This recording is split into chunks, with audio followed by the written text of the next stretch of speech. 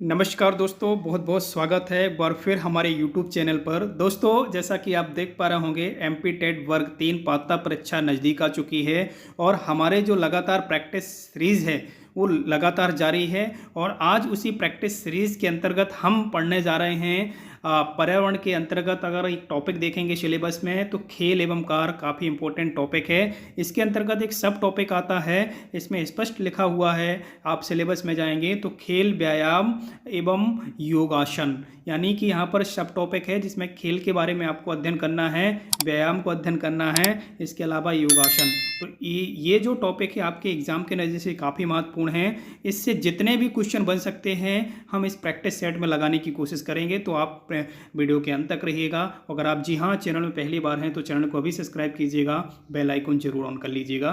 Practice set का update पाने के लिए डेली बेसिस में प्रैक्टिस सेट अपलोड किए जा रहे हैं। लाइव क्लासेस नहीं हैं, डेली बेसिस में आप कभी भी प्ले लिस्ट में जाकर आप चेक करिएगा।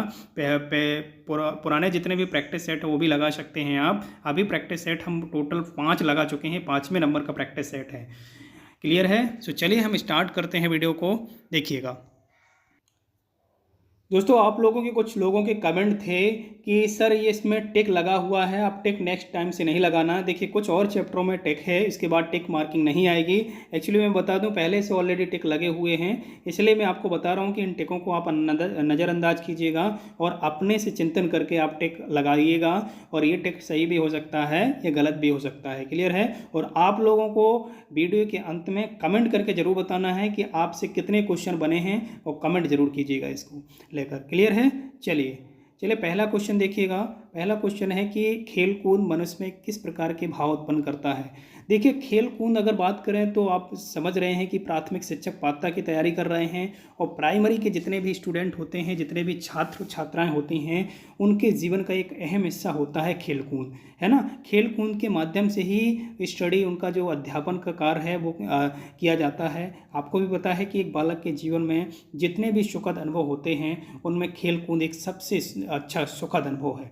क्लियर है? और आपको भी पता है कि बालक को बालक में चंचलता होती है, और बालक को खेल कूद बहुत ज़्यादा आनंद प्रदान करता है ना, और प्रसन्नता भी उसे प्रदान करता है।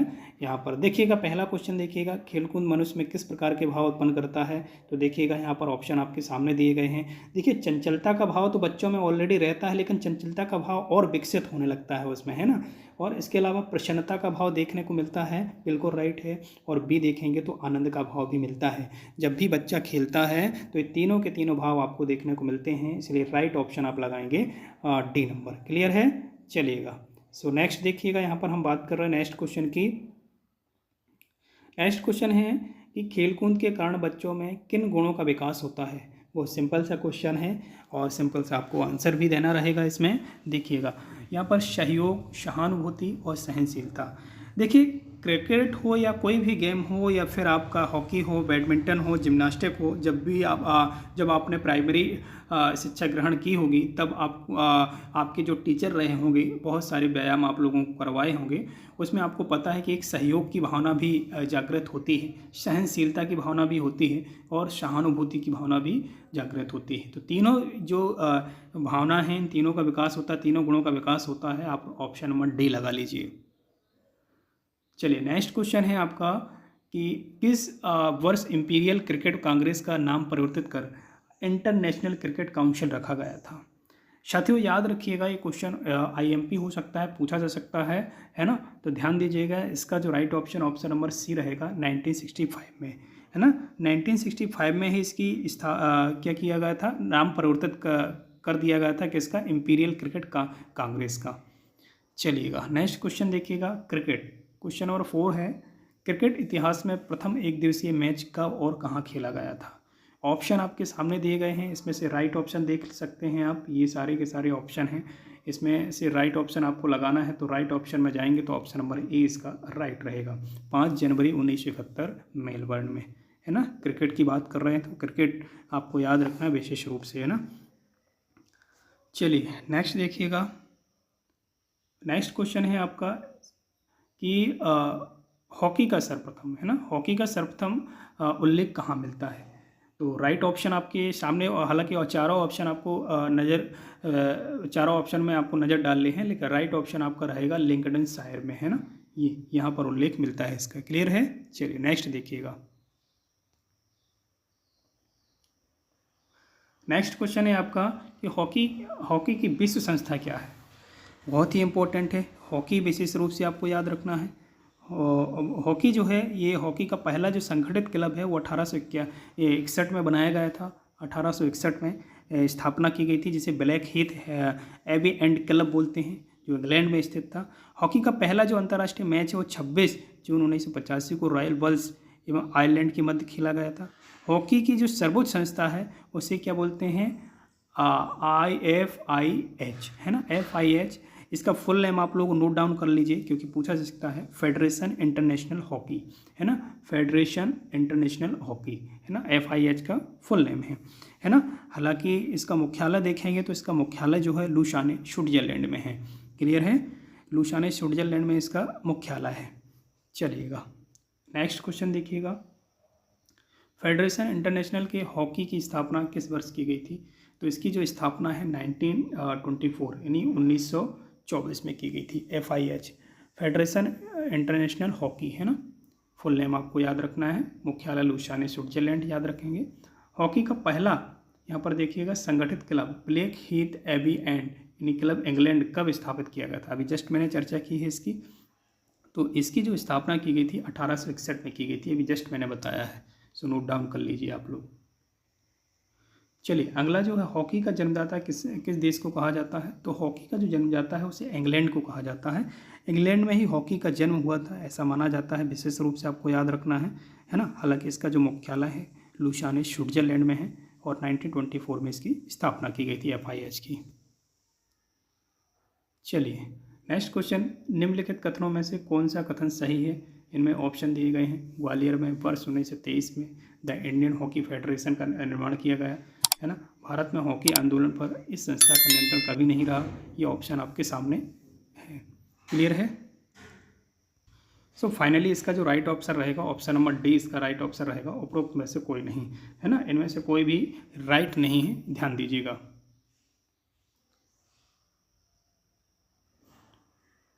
अब अगला क्वेश्चन देखिएगा। अगला क्वेश्चन है, निम्नलिखित कथनों पर विचार करना है। कुछ स्टेटमेंट हैं आपके सामने, है ना। क्वेश्चन नंबर 11 देखिएगा। क्वेश्चन नंबर 11 जो है इसका निम्नलिखित कथनों पर विचार करना है।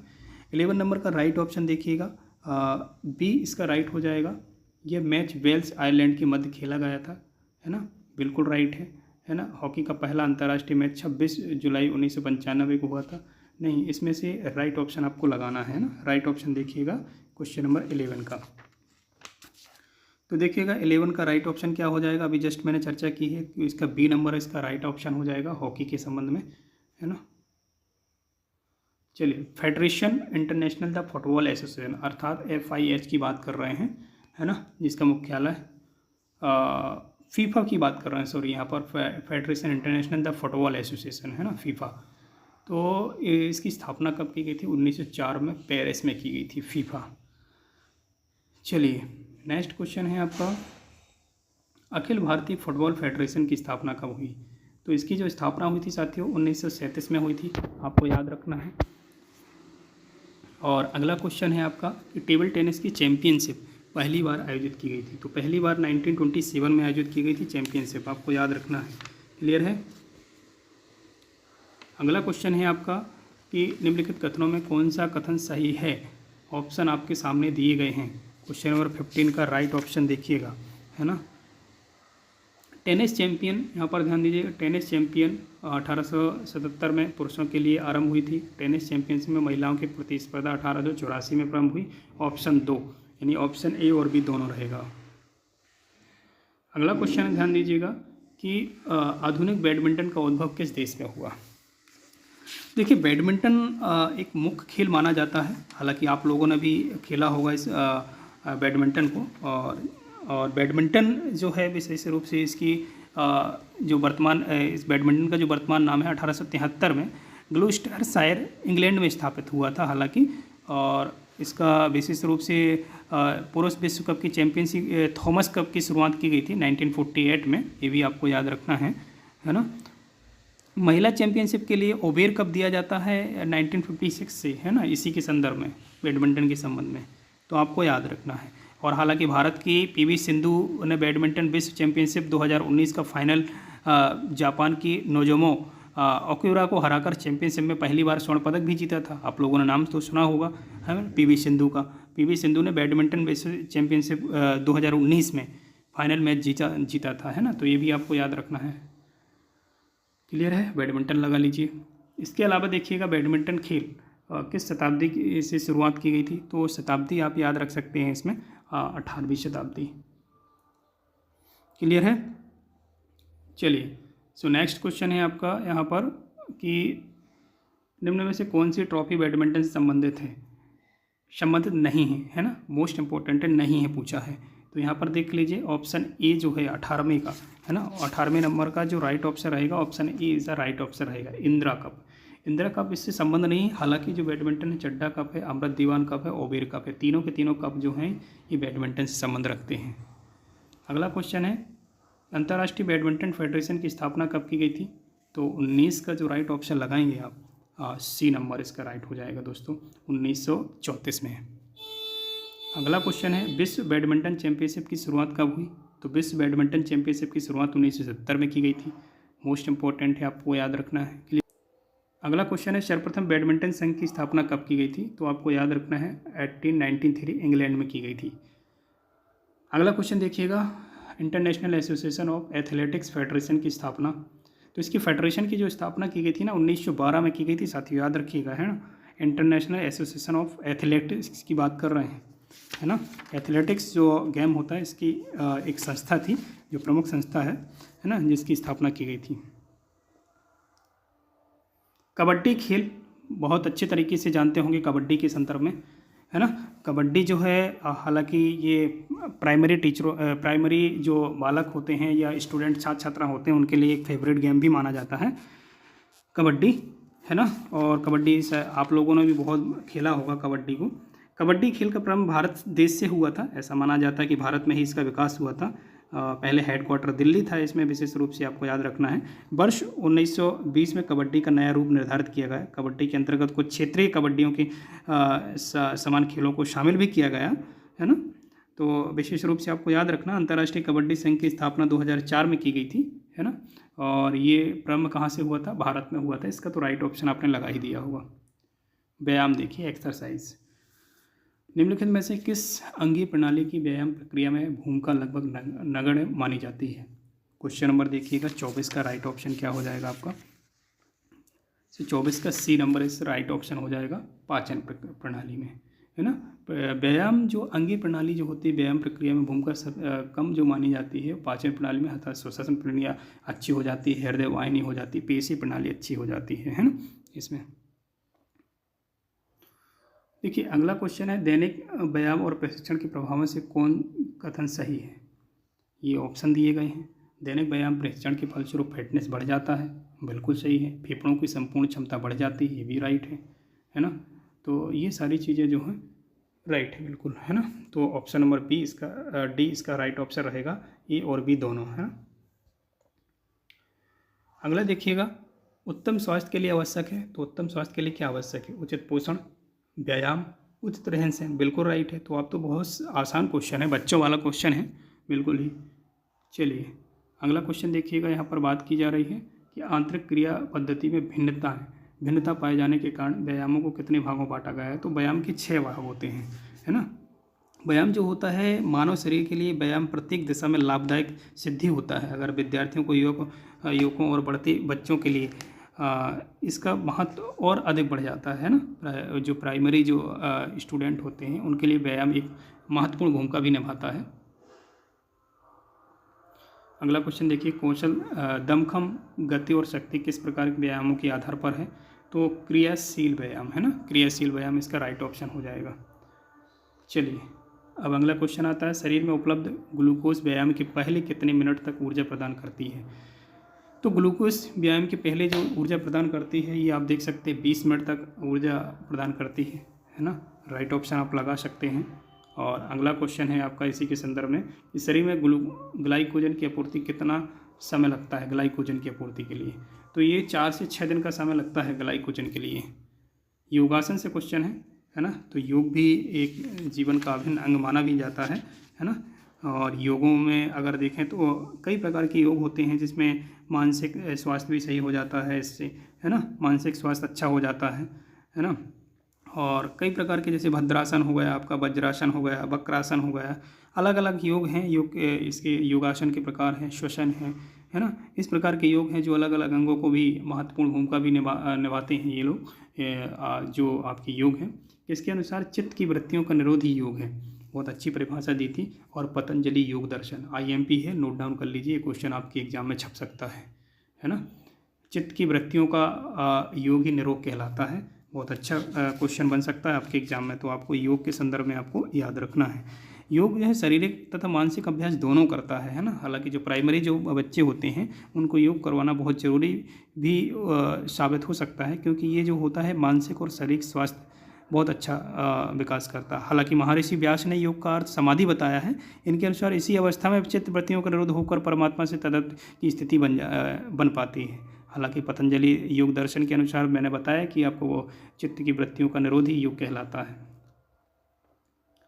अगला क्वेश्चन है कि योग का उद्देश्य मानव समाज को किन रूपों में स्वस्थ रखता है। तो देखिए, मानसिक स्वास्थ्य तो होता ही व्यक्ति, शारीरिक स्वास्थ्य भी होता है और आध्यात्मिक स्वास्थ्य भी होता है वो योग करने से व्यक्ति। तो आप लोगों को ऑप्शन नंबर डी लगाना है, राइट ऑप्शन। क्लियर है? चलिएगा नेक्स्ट देखिएगा। अगला क्वेश्चन है आपका कि फिलिंग द ब्लैंक द्वारा स्फूर्ति, संतुलन, समन्वय, समर्थ जैसी विकसित क्षमता विकसित की जा सकती है योगाभ्यास से। बिल्कुल, योगा को मैं तो कहता हूँ कि योगा को आपके जीवन का पार्ट आपको बनाना ही चाहिए।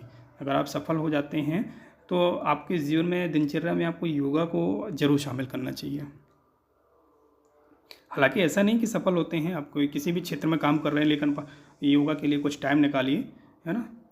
उदर क्षेत्र में मांसपेशियों को तान कर मेरुदंड की लचक बढ़ाता है। तो धनुरासन जो है इसका राइट ऑप्शन हो जाएगा आपका, लगा लीजिए इसका राइट ऑप्शन। अगला क्वेश्चन है, ताड़ासन नाम किस वृक्ष के नाम पर रखा गया है। देखिए, ताड़ासन एक व्यायाम होता है, योग होता है। आप लोगों ने हालांकि किया भी होगा बचपन में, आपको जब आपने प्राइमरी या माध्यमिक शिक्षा ग्रहण की होगी, तो एक जो ताड़ासन होता है एक योग होता है। और ताड़ासन संस्कृत शब्द ताड़ का अभिप्राय जो होता है, ताड़ का जो शब्द होता है खजूर के पेड़ से है ना। जिसके अनुसार अगर बोला जाए तो इसका ताड़ासन नाम दिया है। इस प्रकार जो आसन है व्यक्ति को शारीरिक दृढ़ता प्राप्त करता है।